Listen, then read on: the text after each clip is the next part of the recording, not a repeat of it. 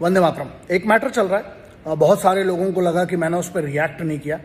यार मैं तैयारी करके करता हूँ, समझ गए? सिर्फ रिएक्शन देना किस लिए है? दो चार ये चिंदी चोर 10 20 50 हजार लाख 2 लाख रुपए यूट्यूब से कमाने के लिए वो नहीं करता हूँ।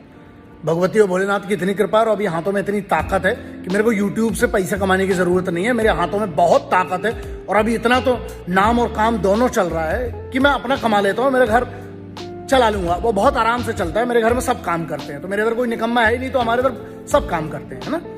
बात यहाँ पर यह है कि जो आर्मी के हमारे बच्चे जो हैं, जो भारतीय सशस्त्र सेनाओं की आर्मी नेवी एयरफोर्स की तैयारी कर रहे हैं, उसके साथ साथ जो सीएपीएफ की जो तैयारी कर रहे हैं बच्चे, जिनका मैंने लेटर लिखा है राष्ट्रपति जी को और मैं शेयर कर चुका हूं। अगर किसी को गलत फहमी हो इस बारे में तो आप देख लीजिएगा, मैंने शेयर किया हुआ है, मार्च में लिखा हुआ था लेटर। अब बात यह है, बहुत सारे लोग इसके लिए प्रयास कर रहे हैं, लेकिन बात यहां पर मालूम क्या है? बटे हुए हैं, आपस में सब बटे हुए हैं। ये वही वाली बात आ रही है, कोई भी आंदोलन, कोई भी क्रांति जब तक बटे रहेंगे ना तब तक बिखरी रहेगी। मैं संवैधानिक प्रक्रिया से, कानून की प्रक्रिया से यह काम करना चाह रहा हूं, इसीलिए मैंने पत्र लिखा। इसकी दो बातें होती हैं, पत्र लिखा, पत्र का जवाब नहीं आया, आरटीआई करेंगे, आरटीआई का जवाब नहीं आया, फिर मेरे पास कोर्ट के अलावा कोई, मैं नहीं चाहता हूं कि कोर्ट जाना पड़े सरकार के खिलाफ, क्योंकि सरकार के खिलाफ नहीं है ये। रक्षा मंत्रालय का अगर है या गृह मंत्रालय की बात है तो या तो बच्चों की बातें सुनी जाना चाहिए। मेरा कोई लेना देना, मेरी तो ना कोई, एक बात बताइए, ना मैं किसी को ट्रेनिंग दे रहा हूं, ना मेरी कोई एकेडमी है, ना मैं कोई संस्था चला रहा हूं जिससे मेरा कोई भी लेना देना हो इस पूरे मुद्दे से, पैसे लेने देने का या फिर ट्रेनिंग देने का, या फिर नहीं। मुद्दा ही आता है, लेकिन लोग कर रहे हैं ना, वो क्या गलत कर रहे हैं? यदि लोग अपनी एकेडमीज चला रहे हैं, यदि बच्चों को तैयारी करा रहे हैं, तो क्या गलत है? उनका काम भी बर्बाद हो रहा है। क्यों हो रहा है ये काम बर्बाद? समझ में नहीं आता। मतलब जो दारू के ठेके चला रहे हैं ना, उनको इतनी तकलीफ नहीं आएगी, उन हरामखोर कमीनों के लिए कोई कुछ नहीं होगा। जो ये एक्टर्स और जो ये भांड लोग, जो ये हरामखोर लोग नशों में गुटखा बेचने की बात करते हैं, दारू का ऐड करते हैं, इनको तकलीफें नहीं आएगी। लेकिन जो लोग एकेडमी चला रहे हैं, जो लोग बच्चों को तैयारी करवा रहे हैं, जो अपना दिन रात देते हैं, वो भी देते हैं, और उनका भी, वो भी फिट लोग हैं, सब मेहनती लोग हैं। कोई एक्स फौजी है, कोई अपनी तैयारी करवा रहा है, कोई ने अपना बहुत मेहनत करके इज्जत और नाम कमाया हुआ है, उनको तकलीफ क्यों? क्योंकि अगर भर्तियां नहीं आएंगी तो आपको पता है कितना रोजगार छिन जाएगा लोगों का। तो यहां पर यह है कि पहली बात तो यह है कि अभी मैं कुछ नहीं बोलना चाहता हूं, क्योंकि मैं पेपर के हिसाब से चलता हूं।